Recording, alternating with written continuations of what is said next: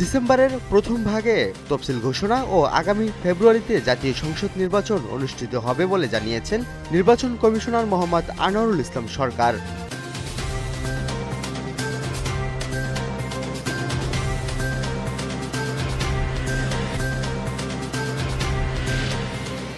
বাংলাদেশে জাতীয় নির্বাচনের আগে গণভোট অনুষ্ঠিত না হলে সেই নির্বাচন মূল্যহীন বলে মন্তব্য করেছেন বাংলাদেশ জামায়াতে ইসলামের আমির ডাক্তার শফিকুর রহমান।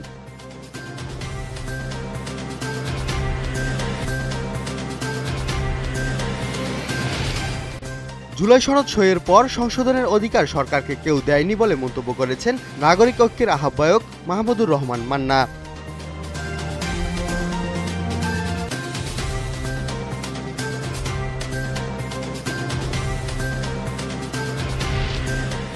প্রায় ৯ মাস বিরতির পর অবশেষে আজ পর্যটকদের জন্য খুলে দেওয়া হয়েছে দেশের একমাত্র প্রবাল দ্বীপ সেন্ট মার্টিন।